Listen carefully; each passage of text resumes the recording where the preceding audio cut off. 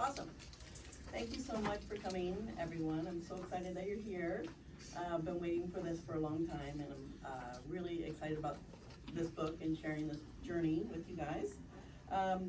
This book was many different books before I actually wrote this actual book.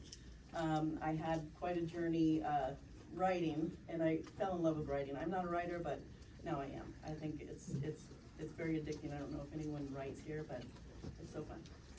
I hope you like it. It's a journey of my life. Not just my life, but it's a journey of, like, I used to be a perfectionist. I was raised by a mother that was very controlling and perfectionist, and I kind of adopted her beliefs in art, where if it wasn't perfect, it wasn't good. And she never wanted to hang any of my art because it was never good enough. And I spent probably 25 years trying to create something that would actually, that she would love, but I found out that I want to do things that I love and things that were, you know, more meaningful to me instead of trying to be somebody that I'm not. So, okay, let me take a deep breath. I used to be very shy in public speaking. I used to choose death over speaking, so just bear with me. I'm a lot better now, but my God. Definitely, what was the joke that you said about the eulogy? Yeah, that number one fear is public speaking, second is dying.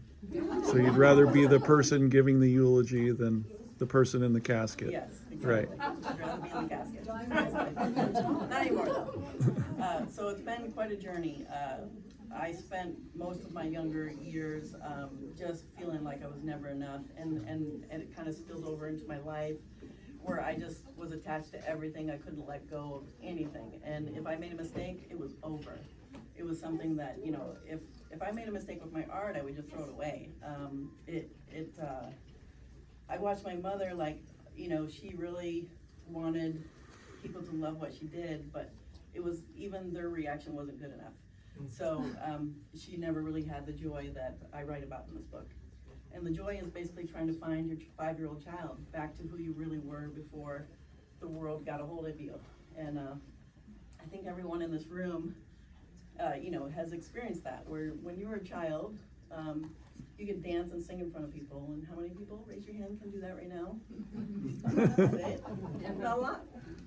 So we lose ourselves. And I think that's why I put the meditation circle on here, is because when we're born, the center of us is completely pure, and, you know, we're free from anyone else's judgment. We don't even care. Like, if you see a child dancing in the street or singing in front of people, they don't really think about what you're going to think of them. They don't worry about judgment. And really, you want to find yourself back there. You want to tap into that 5-year-old child. And when you're an artist, boy, that's the, if you want to be free as an artist, you hopefully can find who you are. And not only that, but embrace it. There's a part of me that never grew up. I'm pretty immature, basically. You can attest, right? I'm immature. But you know, and adulting is not my favorite thing. But I can, you know, pay a bill or two or whatever. But if you see me try to change my phone bill, it's not pretty. Okay, it's the worst thing that could ever happen to me. If I have to call somebody and wait on hold, it's the worst. But so I'm a work in progress. I'm not, like, you know, I'm definitely not going to be, you know, someone that can handle everything. But I think that's the beautiful part of life, is when we are letting go of our own judgment and our own self-talk. Because if you're a perfectionist, you are rejecting yourself. You are telling yourself you're not enough. You are measuring yourself up to everyone around you.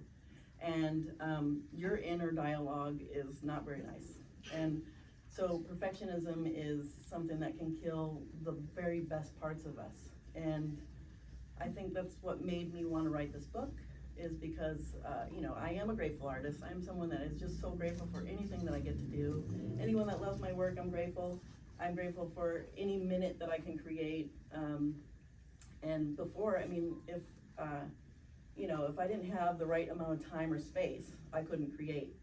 I have this lady that has been trying to meet with me for a couple of years now, but she doesn't have exactly amount of time to create, and she doesn't want to, she's stuck because the idea of what she needs to create, it has to be perfect. The setting, the time, everything. And by doing that, you're kind of setting yourself up. And I've been working with artists for about 20, 30 years, and trying to help them overcome this. And it's not an easy thing, but it is such a beautiful journey when you see someone actually in their awakened state trying to overcome all their fears, overcome all their judgments, and become free. And I wish that for everyone. I wish that not just artists, anyone in general. I think this book is actually good for anyone, not just creatives, but it's a form of trying to let go of these attachments and trying to control your life and just letting everything unfold for you. It is kind of a beautiful thing, but it's also a practice, and it's not something that can happen overnight. If you can't really decide in one day, I'm gonna find my 5-year-old child and I'm just gonna be that, it is a lot of work. There's a lot, I suggest therapy for everyone in this room. But any kind of therapy, talking to your friends, anything, where you are not the sole person on your ship. Lean on to people, lean on to your friends, have a community. Don't hold everything in, because that's where everything gets destroyed, is we can't reach out, and that's a really difficult thing for me to do, is reach out to my friends. It's very difficult, but it's necessary. And so I think what I'm hoping from this book is that you'll enjoy, I have a little humor in there, but not a lot. I'm kind of serious. But we made some t-shirts that you saw outside. I don't know if you read the description, but in the chapter, Words Are Magic, that was a big kind of coping skill for me.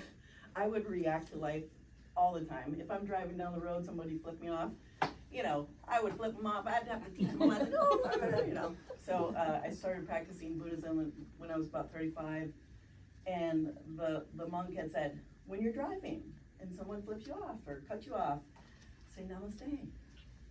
Just stop and say namaste. And driving, it's a driving meditation. So I'm like, I'm gonna try that, because I don't know why people are horrible drivers around me, but it can't be how I drive. So, definitely not. So basically, that was the whole idea, is I kept on practicing namaste, and namaste means my light in you recognizes light in you, we recognize each other and we're connected.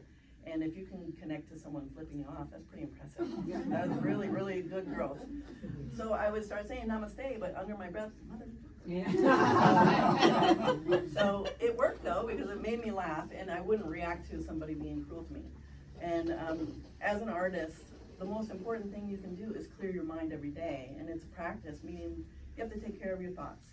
You have to take care of how you handle things and what you do, and that's also not easy either, but it's with practice. I do talk about obviously meditating, and I don't think meditation is in one way. There's several different ways, and it's not going to work for everyone. But meditation is about just pausing enough to feel your feet, feel you in this present moment, and really soak in whatever you need.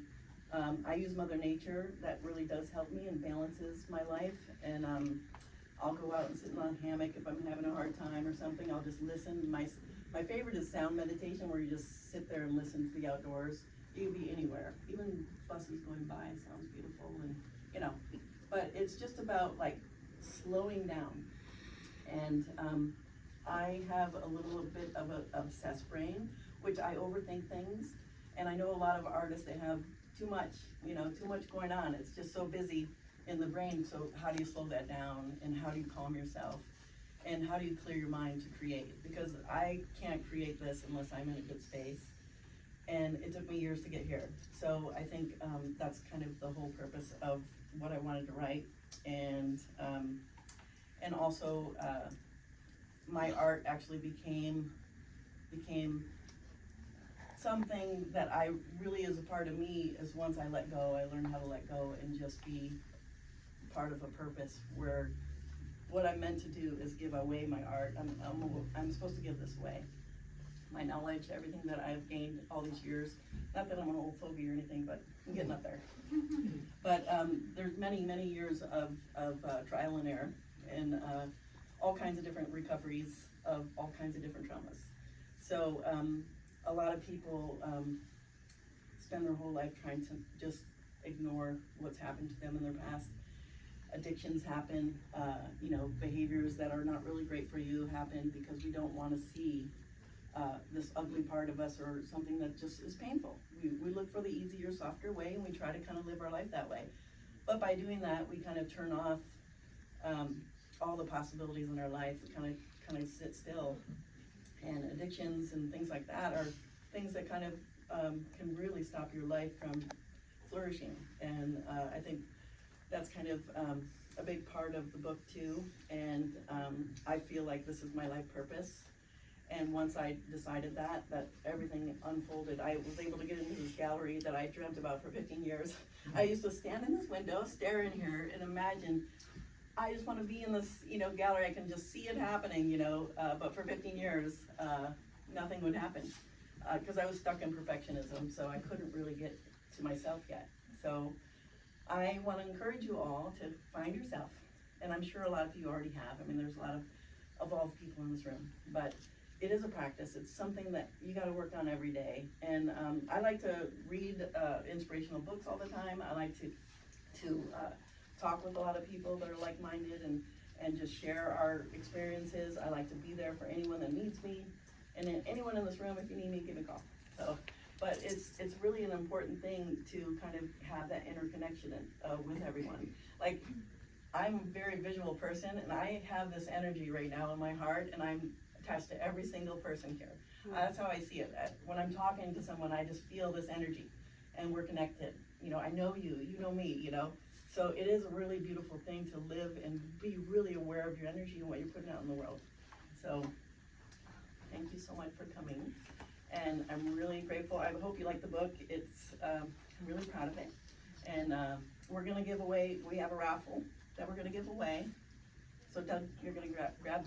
All right. Oh, you're the film guy too. Thank you. All right. And cut. Yay!